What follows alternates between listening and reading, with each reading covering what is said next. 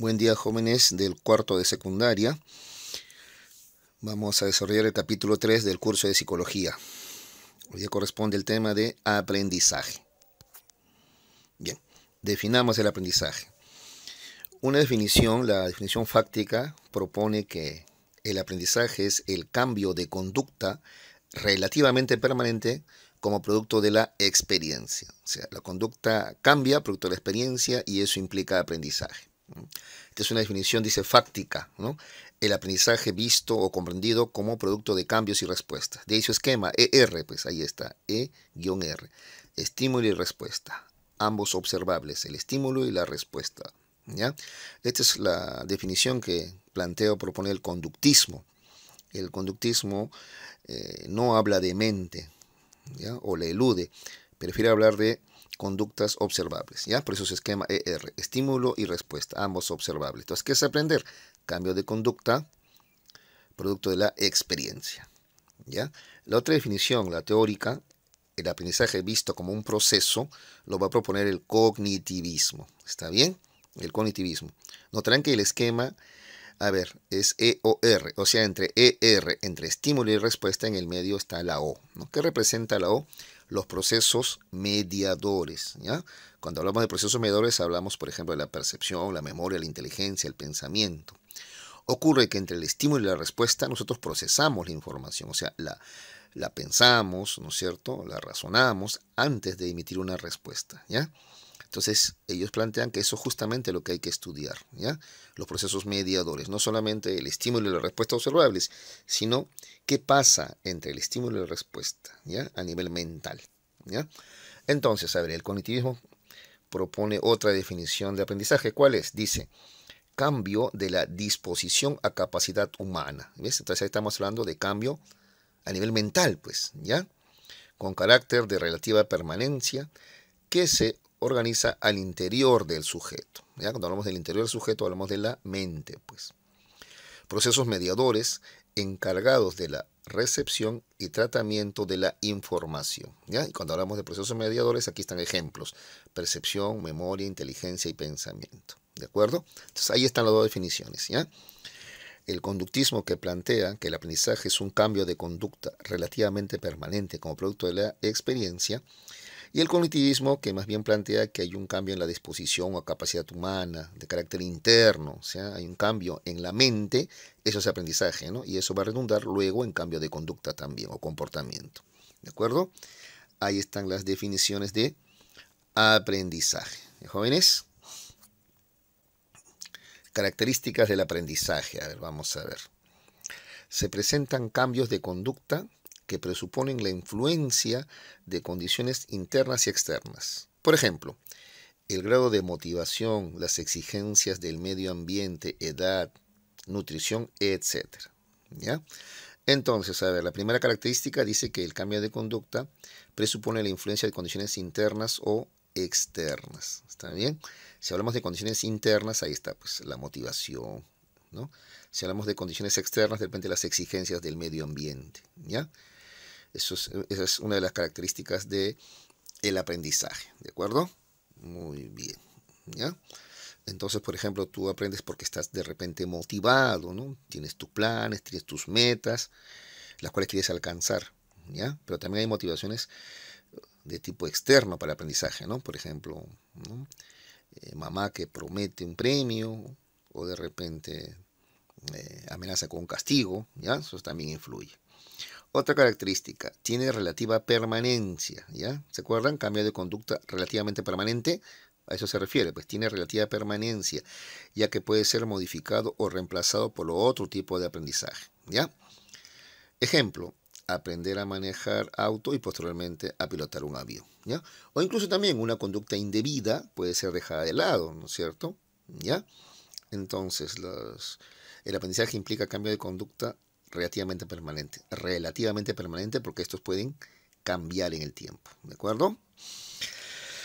Es producto de la experiencia, también dice en la definición, ¿no? Cambio de conducta relativamente permanente como producto de la experiencia, ¿se acuerdan? Porque a través de ella adquirimos, dice, conocimientos, modelos, etc. Ejemplo, entrenamiento constante de los deportistas, ¿ya? Claro, ¿ya? La experiencia es la que posibilita entonces el aprendizaje, ¿de acuerdo? ¿Ya? Es más, pues, por ejemplo, y es más, ustedes practican más algo y seguramente lo aprenden mejor, digámoslo así, ¿no es así? ¿Qué más? Es un proceso interactivo del sujeto con su medio ambiente. Claro, si depende de la experiencia, implica que el sujeto se relaciona con su entorno, ¿no? Social y natural. A ver, habíamos dicho entonces que el aprendizaje implica un cambio de conducta, ¿de acuerdo? Sin embargo, jóvenes, déjenme precisar que no cualquier cambio de conducta es aprendizaje, ¿ya? Y aquí justamente vamos a ver eso. 3 dice, cambios de conducta que no son aprendizaje. O sea, hay cambios de conducta, pero no son aprendizaje. Vamos a ver a continuación.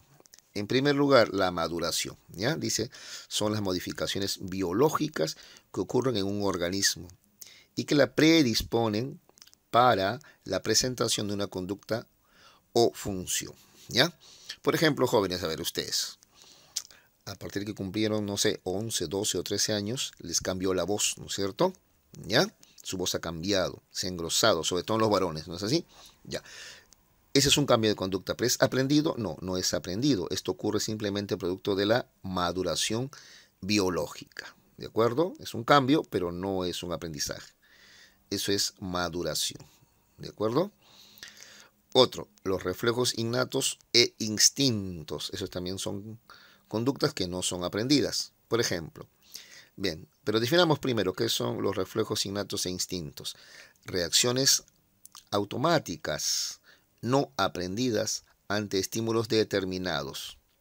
Secuencia automática entre estímulo y respuesta, ¿ya? A ver si hablamos de reflejos innatos, a ver, por ejemplo, el reflejo de succión con el cual el bebé nace, ¿no? Al bebé nadie le enseña a succionar, ¿ya? Él nace con ese reflejo y gracias a él se puede alimentar, pues puede succionar la leche materna, por ejemplo, ¿de acuerdo? ¿Ya? De repente también, por ejemplo, un reflejo cuando sentimos que un objeto se acerca a nuestros ojos, nosotros lo cerramos, ¿no es cierto? Son reflejos innatos, ¿ya? O estamos parpadeando, ¿no es cierto? Para lubricar el lóbulo ocular, ¿no es cierto? El glóbulo ocular, perdón. Muy bien, y en cuanto a los instintos, bueno, los instintos, por ejemplo, este, podemos ver en los animales, ¿no es cierto? Sus conductas instintuales, ¿no? A silbar, a bailar, por ejemplo, ¿no es cierto? Hay aves que danzan, ¿no? Para impresionar a la hembra, o silban, cantan, decimos nosotros, y eso no es aprendido. Son cambios de conducta, ¿no? Que están ya programadas, ¿ya? Instintos. Muy bien. ¿Qué más? Estados temporales del organismo. Dice, son aquellos estados internos del organismo que tienen un determinado tiempo de duración. Una vez que concluyen, dicho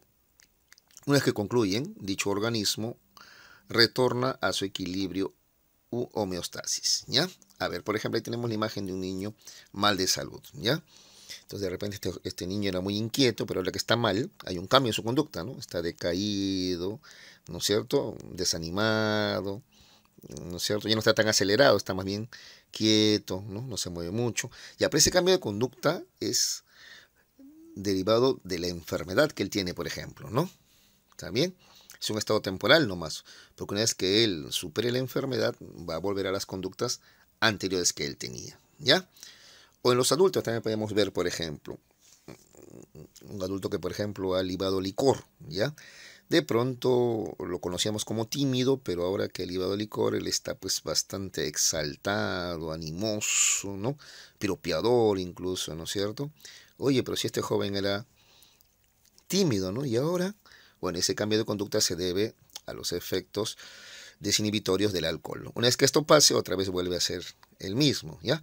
Entonces, estos cambios de conducta son producto de estados temporales del organismo nomás, ¿de acuerdo? Por lo tanto, no son aprendizaje tampoco. D. Adaptación sensorial. Es una propiedad de los receptores sensoriales que les permite habituarse a un tipo de estímulo constante. Ya es la adaptación sensorial, ¿ya? A ver, por ejemplo, estás tú dormido y a las 2 de la mañana alguien entra a tu habitación y enciende la llave y se prende la bombilla eléctrica, ya la luz. Entonces, ¿qué va a ocurrir? En un primer momento, al despertar tú estás con los ojos así medio cerrados, pues, ¿no? Va a pasar, ¿no?, unos minutos para que, digámoslo así, tus ojos se adapten, ¿no es cierto?, a esa intensidad de luz, ¿no? Ya, esa adaptación sensorial no es aprendida, esa es una de las características de los órganos sensoriales, ¿ya? La adaptación sensorial, ¿de acuerdo? O también cuando, por ejemplo, en invierno, ¿no?, entras a la ducha, ¿no? En un primer momento, mucho frío, luego te adaptas a la temperatura, ¿de acuerdo? Ya, continuemos. Tipos de aprendizaje, jovencitos. Esto es importante, ¿ya? Muy bien, tenemos el aprendizaje motor en primer lugar. Dice, es la adquisición o modificación de coordinación, rapidez, precisión de movimientos y actividades del organismo, ¿ya? Es el aprendizaje motor, ¿ya? Es adquirir una mayor coordinación y rapidez en los movimientos, una precisión también en los movimientos. Por ejemplo, para bailar, ¿no?, se requiere esa coordinación y esa precisión, ¿no?, ese aprendizaje motor. O para practicar algún deporte como el básquet, por ejemplo, encestar, ¿no?, implica precisión, coordinación, también rapidez, ¿no? Entonces, ejemplos de aprendizaje motor: bailar, practicar algún deporte, ¿ya?, tocar algún instrumento musical, montar a la bicicleta, saltar soga. Eso es aprendizaje motor, ¿de acuerdo? En cuanto al aprendizaje cognoscitivo, es el proceso a través del cual se adquieren conocimientos e información con respecto del mundo externo e interno.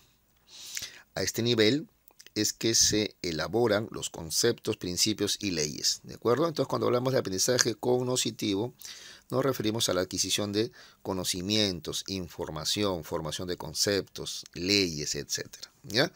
Entonces, ejemplos de aprendizaje cognoscitivo: de repente comprender alguna teoría psicológica, por ejemplo, entender qué es el aprendizaje el día de hoy, por ejemplo, ¿ya? El manejo de alguna fórmula matemática también es aprendizaje cognoscitivo. Obviamente aprender a leer, ¿ya?, y comprender lo que leen también es aprendizaje cognoscitivo, ¿de acuerdo?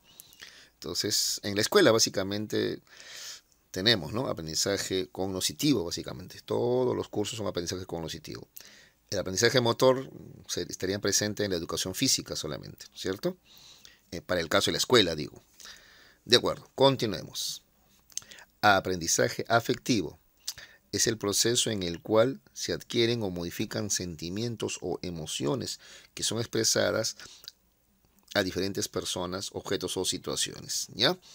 Entonces, también los afectos, como los sentimientos, se aprende, ¿ya? Por ejemplo, aprendemos a amar, aprendemos a odiar, también. Incluso también adquirimos ciertos temores también, ¿de acuerdo? ¿Ya? Por ejemplo, a ver, ustedes que gustan tanto de las películas de terror, ¿no?,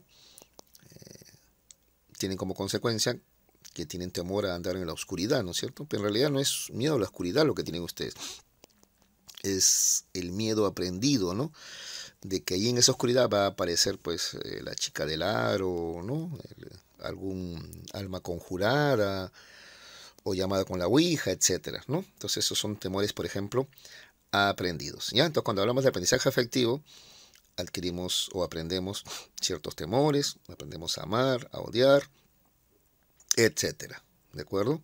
También aprendemos a manejar nuestra tristeza, nuestras frustraciones, etcétera, ¿ya? Es aprendizaje afectivo. Finalmente tenemos el aprendizaje social. Dice, es el proceso en el cual se incorporan normas sociales, creencias, costumbres, ideología de una determinada sociedad, etc. Es el aprendizaje social, ¿ya? Entonces, incorporación de normas sociales. Eso es, por ejemplo, normas de comportamiento, ¿ya? Cómo vestirse, por ejemplo, para tal o cual situación, ¿no? Para una entrevista de trabajo, por ejemplo, usamos, ¿no?, ropa de vestir o terno, por ejemplo, ¿no es cierto? Esas son algunas normas sociales, por ejemplo, ¿de acuerdo? O los modales también, ¿no? No hablar con la boca llena, no interrumpir a la otra persona cuando está hablando, etc. Las creencias también son parte de este aprendizaje social, ¿no es cierto? ¿Ya? Nuestras creencias religiosas, también las supersticiones también, ¿ya?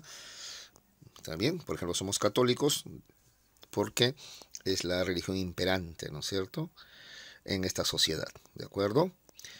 Costumbres, bueno, por ejemplo, no sé, comer panetón, pavo en Navidad, por ejemplo, ¿no? Etcétera, ya esas son costumbres. Muy bien, ahí tenemos entonces los cuatro tipos de aprendizaje, ¿ya? Motor, cognitivo, afectivo y social. Muy bien, ahora vamos a ver las modalidades del aprendizaje, ¿de acuerdo? O sea, ¿cómo es que aprendemos? Pues, ¿ya? Una primera teoría es la del condicionamiento clásico. Iván Petrovich Pavlov plantea o propone que el hombre y también los animales, ¿ya?, aprenden por asociación o apareamiento de estímulos. Repito, ahí está, ¿ya? El representante Iván Pavlov plantea que se aprende por asociación o apareamiento de estímulos. ¿De acuerdo? ¿Cómo así? A ver, acá en la definición lo detalla mejor. Dice, el condicionamiento clásico, o también llamado respondiente o pavloviano, es el proceso a través del cual un estímulo inicialmente neutro adquiere la propiedad de sustituir a otro estímulo en el desencadenamiento de una respuesta. ¿Ya? Eso es lo que propone. A ver, esa definición la vamos a comprender mejor a continuación. ¿Ya? Entonces, miren la definición. Dice, un estímulo inicialmente neutro a la larga va a generar la misma respuesta, ¿no?, que el estímulo incondicionado. A ver, veamos, a ver. Para probar, ¿no?, la afirmación que hace Pavlov, él hace un experimento, ¿ya? A ver, acá tenemos a un perro. A este perro se le presenta comida. Ahí está el hueso, por ejemplo, ¿no? Se le presenta comida, ¿ya? La comida viene a ser un estímulo incondicionado y la respuesta incondicionada, o sea, natural, refleja, no aprendida, es la salivación, ¿de acuerdo? Al perro nadie le ha enseñado a salivar. Él siente la comida, la olfatea y saliva, ¿no? Incluso nosotros también, ¿no es cierto? Cuando estamos con hambre, por ejemplo, y sentimos un olor, ¿no?, de alguna comida sabrosa, se nos hace agüita la boca, ¿no? Salivamos, ¿no? Eso no es aprendido, ¿de acuerdo? Es una respuesta incondicionada. Listo, entonces comida, salivación, eso es incondicionado. Luego, el sonido de la campana. El sonido de la campana es un estímulo neutro. ¿Por qué? Porque no genera respuesta alguna en el animal, ¿no? En otras palabras, para ser más preciso, la campana no genera salivación, ¿no? O sea, el perro escucha la campana y no saliva, ¿no? O sea, ¿por qué tendría que salivar? La campana no se come, ¿no? ¿No es cierto? Ya. Muy bien, eso tiene que quedar claro en primer lugar, ¿ya? Se le presenta comida, saliva. En cambio, se le presenta la campana, no saliva, ¿ya? Pero ahora miren lo que va a pasar, ¿eh? Aquí viene pues la asociación o apareamiento, ¿ya? Pavlov lo que hace es presentarle al mismo tiempo al perro el sonido de la campana y la comida, ¿ya? Al mismo tiempo, ¿ya? Al mismo tiempo que le acerca la comida, le hace escuchar el sonido de la campana. Frente a eso, el perro va a salivar, ¿está bien? Va a salivar, ¿ya? Esto se hace varias veces, ¿ya? Esto se llama asociación o apareamiento, pues. ¿Qué se está apareando? El sonido de la campana con la comida, ¿de acuerdo? Entonces el perro, en todos los casos, saliva. Esto se repite varias veces. Al cabo de un tiempo, ¿qué va a pasar? El perro, cuando escucha la campana nada más, ahora saliva ya. ¿Ya? Al escuchar la campana, saliva. Entonces la campana ha pasado de ser estímulo neutro y se ha convertido en un estímulo condicionado. ¿Condicionado qué cosa quiere decir? Aprendido, pues ahora ha aprendido a salivar al escuchar el sonido de la campana. ¿Bien? Entonces, ¿qué dice en la definición? Un estímulo inicialmente neutro va a reemplazar, ¿no?, al otro estímulo, que es la comida, ¿no?, y va a generar la misma respuesta. ¿Cuál es esa misma respuesta? La salivación. Entonces ya tenemos que el perro tiene una conducta nueva, ¿no? Ahora saliva frente a la campana, cosa que al comienzo no ocurría, pues. ¿Está bien? ¿Ya? Entonces así se aprende, pues, por asociación o apareamiento de estímulos, ¿ya? En vez de la campana, por ejemplo, podríamos usar, no sé, de repente, a ver, ya, una linterna, ¿no es cierto? De repente, ¿ya? Igual, le damos la comida, el perro saliva y al mismo tiempo se le enciende la linterna, ¿ya? Así se asocia, se aparea varias veces. Puede ocurrir que luego, solamente al alumbrarle con la linterna, el perro salive, ¿no es cierto? ¿Ya? Este es el condicionamiento clásico. Entonces, un estímulo que primero no generaba ninguna respuesta, por eso se llama estímulo neutro, a la larga genera la misma respuesta, ¿no?, con la que fue del elemento con el que fue asociado o apareado, ¿ya? Jóvenes, esto ocurre en la vida real. No sé si ustedes han notado, por ejemplo, a ver, mamá de repente hace sonar cubiertos y platos en la cocina y tu perro inmediatamente se acerca, ¿no? ¿Por qué? Porque ya está asociado, apareado, pues ese sonido de platos y cubiertos con este, la comida que él va a recibir. Incluso de repente lo ves salivar, ¿no? Solamente al escuchar ese sonido, ¿no? O de repente le muestras tú su plato, ¿no? Si tu perro tiene, por ejemplo, su propio plato, ¿no? Se lo muestras y vas a ver cómo él, por ejemplo, ¿no? Saliva, se emociona, se acerca, ¿no es cierto? Asocia pues ese plato a la comida. ¿Ya? Entonces así aprendemos por asociación o apareamiento de estímulos, es lo que dice Pablo. ¿Ya? ¿Está bien? Incluso los seres humanos también, ¿no?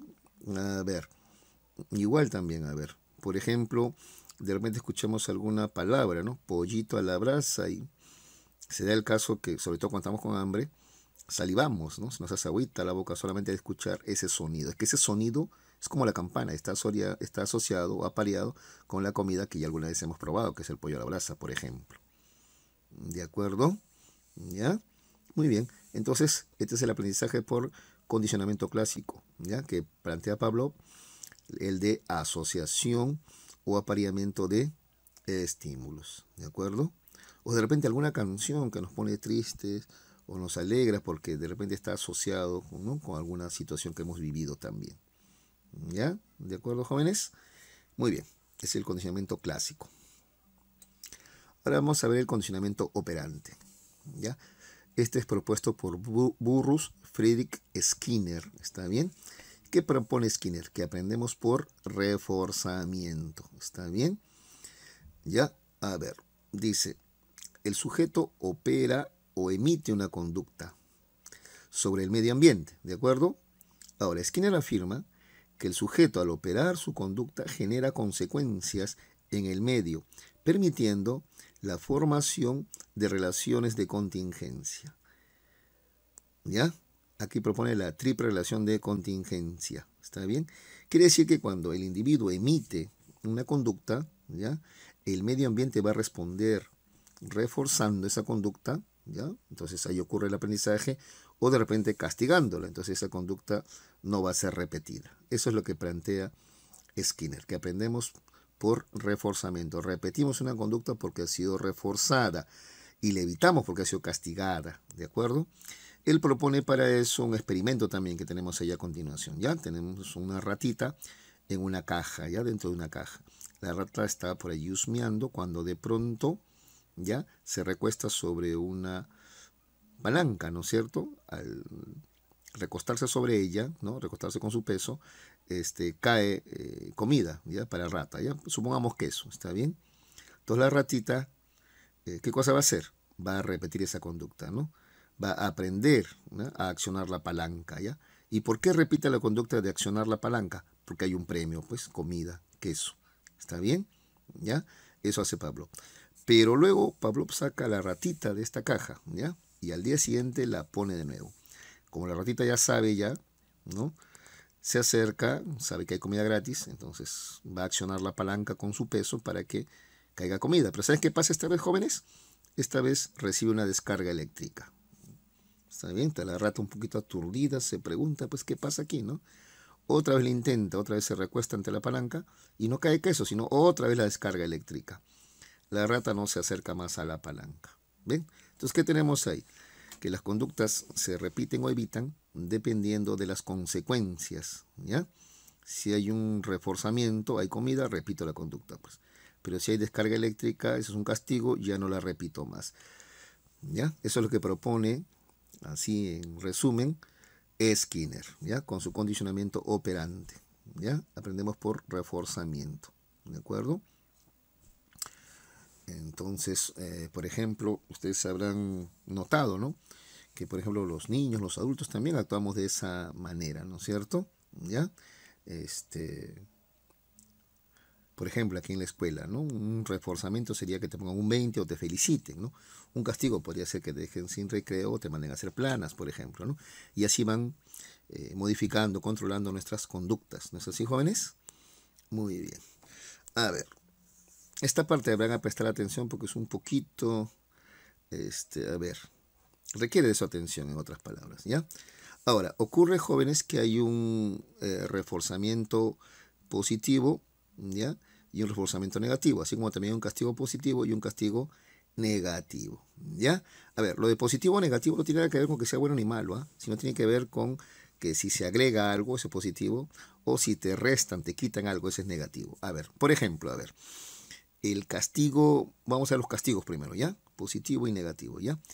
El castigo dice positivo, dice presentación de un estímulo aversivo, ¿está bien? Entonces, por ejemplo, has hecho algo incorrecto, indebido, ¿ya? Y para que no lo vuelvas a hacer, van a presentarte un estímulo aversivo. Por ejemplo, te resondran, te gritan, ¿ya? Entonces, por ejemplo, ya a ver, llegaste muy tarde de la escuela a la casa, ¿ya? Entonces mamá dice, no, pues no, ya van 2 veces que llega tarde, se queda por ahí con sus amigos jugando, no, voy a castigarle para que no haga eso. Entonces, castigo positivo, te grita, te resondra, no sé, de repente papá se pone así al estilo militar, te dice vas a hacer planchas, ranas, por ejemplo, ¿ya? Todo eso es castigo positivo, ¿ya? Ocurre algo desagradable, aversivo, ¿de acuerdo? ¿Ya? En cambio, el castigo negativo, el que estamos hablando de castigos ahorita, ¿ya? En cuanto al castigo negativo implica, dice, eliminación de un estímulo apetitivo. O sea, ahora te van a quitar algo que es apetitoso, que es bueno para ti, que te gusta. Entonces volvamos al mismo ejemplo, a ver, ¿ya? Has llegado tarde a casa y en este caso mamá va a aplicar el castigo negativo. No te olvides que negativo es quitarte algo. ¿Pero qué te va a quitar? Algo apetitivo, algo que a ti te gusta, pues. Entonces te va a decir, bueno, como has llegado tarde, bueno, vas a estar sin celular una semana, ¿no? O de repente, ¿no es cierto? No te voy a dar la clave de Wi-Fi, ¿no es cierto? ¿Está bien? O en el colegio, por ejemplo, a ver, ¿cómo te castigan? Te quitan el recreo, o sea, te van a quitar algo agradable. Ese es el castigo negativo, quitarte algo que a ti te agrada. En cambio, el castigo positivo es resonrarte, gritarte, incluso hasta pegarte, ¿ya? Podemos decir entonces que antes se aplicaba mucho más el castigo positivo, ¿no? Ocurría algo aversivo, ¿no? Un chicotazo, un grito, un peñiscón, ¿no? Una jalada de orejas, ¿no? En cambio ahora se tiende a usar más el castigo negativo, ¿no? Que es quitarte, ¿no? Tu propina, tus horas de salida, tu celular, internet, Netflix, etcétera, ¿ya? Entonces ahí tenemos los dos castigos, ¿ya? Positivo, aparece algo aversivo, y castigo negativo te quitan algo apetitivo, ¿de acuerdo? Muy bien, ahora vamos a ver los reforzamientos, también son a los extremos, está, ¿ya? Positivo y negativo. Primero, el reforzamiento positivo, dice, presentación de un estímulo apetitivo. Entonces es algo como sacar buenas notas. ¿Y cuál es el reforzamiento positivo? Para que vuelvas a sacar buenas notas, algo apetitivo, pues. Entonces mamá te prepara tu plato de comida favorito, tu postre favorito. Incluso algunos papás optan por darle propina a sus hijos o comprarle algo, etcétera, ¿ya? Ese es el refuerzo positivo. O sea, te dan un premio para que tú vuelvas a repetir la misma conducta. Eso es lo apetitivo. Y el reforzamiento negativo, profesor, bueno, dice acá, eliminación de un estímulo aversivo. Ese es el reforzamiento negativo. A ver, atención aquí, ¿ya? Entonces te levantan un castigo, por ejemplo. O a ver, el ejemplo clásico es este, ¿no? Por ejemplo, ¿por qué algunas personas repiten la conducta de comprar y tomarse las pastillas contra la migraña? ¿Por qué? Porque al hacer eso desaparece lo aversivo, ¿no? Lo fastidioso, aversivo que es la migraña, justamente, pues, ¿ya? Otro ejemplo, a ver, un niño o un joven como tú, ¿ya? Que tiende su cama todas las mañanas, pero ¿sabes por qué lo hace? Porque cuando tiende la cama ya se evita lo aversivo, lo fastidioso que es los gritos de mamá, ¿no es cierto? Entonces, reforzamiento, porque se repite la conducta. Pero negativo, ¿por qué? Porque al realizar esta conducta desaparece algo, ¿no? Se resta algo, que es acá los gritos de mamá, por ejemplo. ¿De acuerdo? Muy bien, jovencitos. ¿Ya? Continuemos. Condicionamiento instrumental. Ya. A ver, esta es otra teoría. En algunos textos aparece como parte del condicionamiento operante el instrumental. ¿Ya? Es como su antecedente. ¿Ya? A ver, pero acá lo vamos a estudiar por separado para una mejor comprensión. Brevemente nomás, pero van a ver ustedes cómo se parece al condicionamiento operante. ¿Ya? Representante del condicionamiento instrumental, Edward Lee von Dyke. ¿De acuerdo? Él dice que aprendemos por ensayo y error. Ensayo y error. ¿De acuerdo? Eso es lo que él plantea. ¿Ya? Para probar tal cosa es un experimento también. ¿Ya? Miren, tenemos ahí un laberinto. ¿Ya? En un extremo del laberinto va a poner una ratita y en el extremo opuesto comida para rata. Supongamos que eso. ¿Ya? La rata va a ser soltada y la rata va a tratar de movilizarse a través del laberinto para llegar a la comida, pues. Pero va a cometer muchos errores, ¿de acuerdo? Entonces así entre que ensaya y se equivoca, ¿ya? O comete errores, así al final, demorándose y todo, llega a la comida, ¿ya? Pero cuando se dispone a comerla, no. Thorndike otra vez agarra la rata y la pone otra vez al comienzo. Y aquí va a ocurrir algo curioso. La rata ya comete menos errores. ¿Qué quiere decir? Las conductas que lo alejan de su comida ya no las va a repetir. ¿Qué conductas va a repetir o qué caminos va a tomar? Aquellos que lo acercan a su objetivo, que es la comida, ¿ya? A eso se le llama, jóvenes, ley del efecto, ¿ya? Toda conducta seguida de un efecto agradable tiende a repetirse, ¿de acuerdo? ¿Ya? Esa es la ley del efecto, ¿ya? En cambio, toda conducta, ¿no?, que genera un efecto desagradable, más bien va a evitarse. ¿Se dan cuenta cómo se parece esto a lo que planteaba Skinner, ¿no? De reforzamiento y castigo, ¿de acuerdo? ¿Ya? Entonces es lo que propone Thorndike, ¿ya? Ley del efecto. Repetimos conductas que nos generan un efecto agradable, ¿ya? Y evitamos aquellas que nos generan una consecuencia desagradable, pues. ¿Qué más? Ley del ejercicio. Toda conducta que se ejercita tiende a ser más estable en el organismo que aprende. A ver, la rata, cada vez que es puesta en el punto de partida del laberinto, ¿ya?, va a cometer menos errores. Esa es la ley de ejercicio, ¿ya? La práctica, la experiencia va a hacer que se equivoque menos, ¿ya? Esa es la ley del ejercicio. Muy bien, jóvenes, hemos llegado ahora entonces a ver a la práctica dirigida. Muy bien. Es una característica del aprendizaje. A ver, ¿cuál sería la respuesta correcta aquí? No es producto del entrenamiento, en realidad sí lo es de carácter permanente, no, es relativamente permanente, ¿no? No se producen cambios en la conducta, implica una relación entre el sujeto y el medio entorno. Esa es la respuesta, ¿no es cierto? ¿Ya? Entonces, la pregunta 1, la respuesta es la alternativa D. Es una característica del aprendizaje, cual implica una relación entre el sujeto y su medio, ¿no es cierto? ¿Ya? Muy bien. ¿Ya? Hemos señalado eso en la definición. ¿Se acuerdan de aprendizaje? Es un cambio de la conducta relativamente permanente como producto de la experiencia o relación del sujeto con su medio, con su entorno, pues. ¿De acuerdo? Entonces, 1D. 2. No es producto del aprendizaje. A ver si se acuerdan. ¿Se acuerdan? Vimos cambios de conducta que no son aprendizaje. Ahí hemos visto a los reflejos y los instintos, ¿no es cierto? ¿Recuerdan eso? Muy bien, entonces en la pregunta 2, la respuesta es la C. Los reflejos, ¿ya?, no son aprendidos. Son cambios de conducta que no son aprendidos. ¿De acuerdo? 2C, reflejos. 3. Señale la característica ajena al aprendizaje. A ver, otra vez. A ver, ¿cuál sería la respuesta más adecuada? En este caso te pide la conducta ajena al aprendizaje, ¿no? La característica ajena.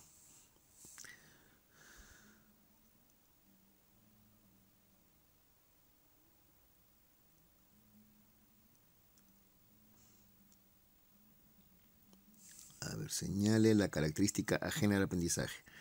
Es organizada al interior del sujeto. Bueno, habría que ver qué enfoque es este, si es el conductista, el cognitivista, ¿no es cierto? A ver, permite adaptar conductas. Adoptar conductas. Sí, pues implica un cambio de conducta, eso así es, ¿no? Es de permanencia durable. Bueno, relativamente permanente, ¿no? Se da en la práctica diaria, es producto de la experiencia, ¿no? Interactúa con el medio ambiente o implica la interacción, ¿no?, del sujeto con su medio ambiente. A ver, ¿cuál sería acá la ajena? Dice, a ver.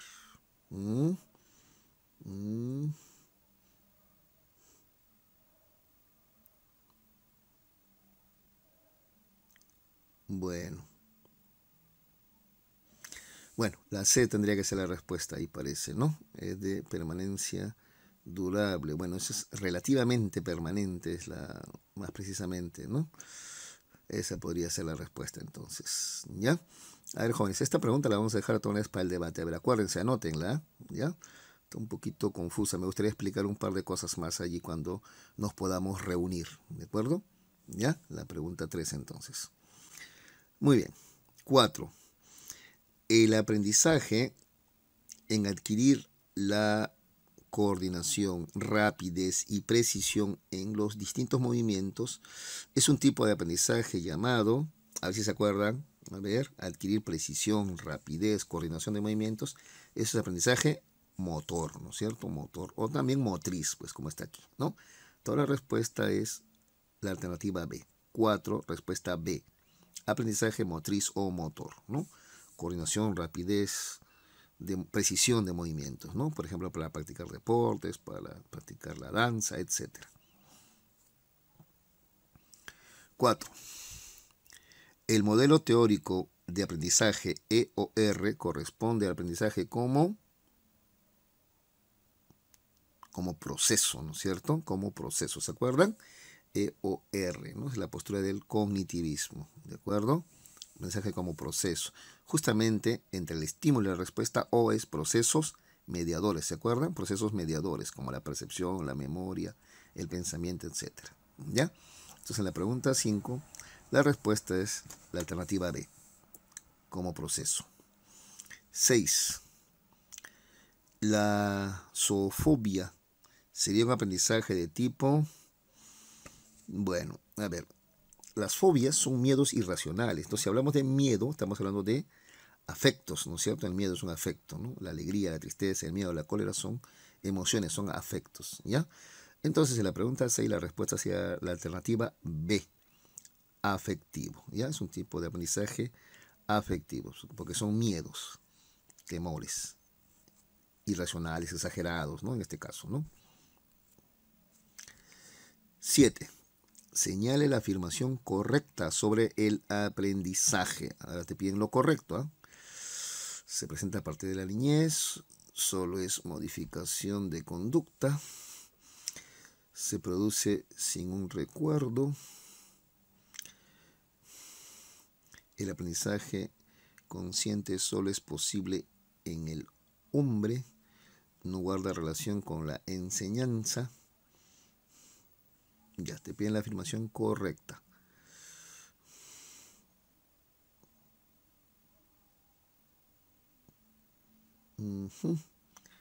A ver, se presenta a partir de la niñez. Ay, bueno. No, en realidad, desde la infancia, ¿no? Desde que nacemos, ¿no? Desde la infancia, ya ocurre el aprendizaje, ¿no? A ver, solo es modificación de conducta. Bueno, sería el conductismo, ¿no? El cognitivismo diría que también hay un cambio, ¿no? En las disposiciones, ¿no? A nivel mental. Se produce sin recuerdo, o sea, sin necesidad de la memoria. El aprendizaje consciente solo es posible en el hombre. Sí, esa sería la respuesta correcta, ¿ya? La alternativa D. El aprendizaje consciente solo es posible en el hombre. Los animales también aprenden, ¿se acuerdan? Del condicionamiento clásico. El perro escucha la campana y saliva. Pero ese no es un aprendizaje consciente, pues. Eso es un aprendizaje así por asociación. ¿De acuerdo? A eso se refiere con el aprendizaje consciente solo es posible en el hombre. A ver, por ejemplo, a un ser humano tú le explicas, pues, ¿no? Se saluda, ¿no es cierto?, a las personas, ¿no? Hay que estrecharle la mano, por ejemplo. Nos enseñan, ¿no?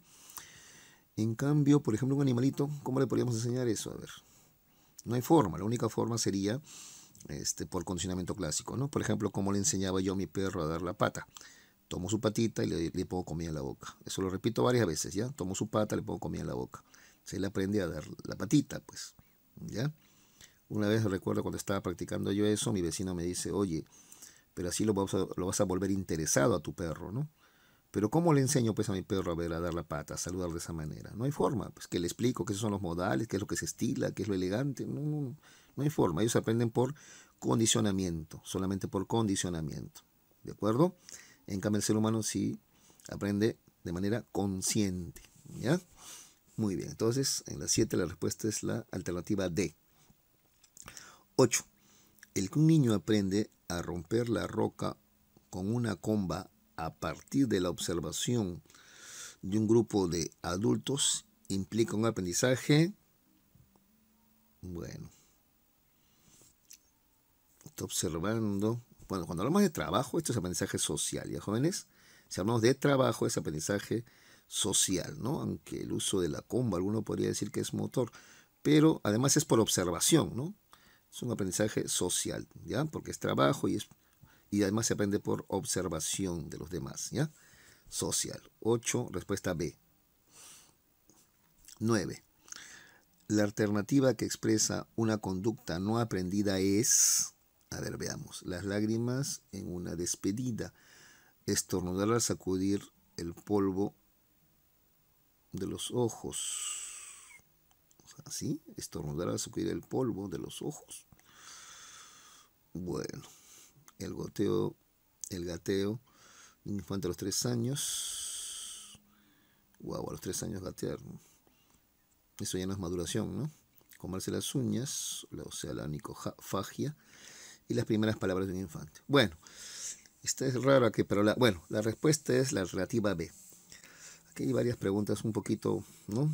Que parece que están mal redactadas o ha habido un tipo de error. Eso lo vamos a ver, chicos, cuando nos podamos reunir, ¿ya? Pero acá la alternativa más aparente es la B, estornudar, ¿no es cierto? A estornudar no es algo que aprendamos, ¿no? Digamos, es reflejo, ¿no? Al entrar polvo, ¿no?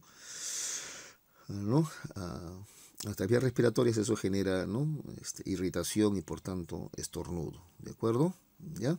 Entonces estornudar al sacudir el polvo, pero de los ojos creo que hay un problema de redacción, ¿no? Entonces la respuesta es la B, estornudar al sacudir el polvo, ¿ya? Esa conducta no es aprendida, es, digámoslo así, estornudar es reflejo, ¿de acuerdo? ¿Ya? Entonces, 9, respuesta B, estornudar al sacudir el polvo. Hasta allí nomás es. ¿Ya? 9B. 10. Para un ciego, el aprender a decodificar el lenguaje braille es un tipo de aprendizaje. ¿Se acuerdan? Los ciegos leen gracias al tacto, ¿no? ¿Está bien? Eso se llama lenguaje braille, ¿no? Entonces, ¿qué tipo de aprendizaje sería este?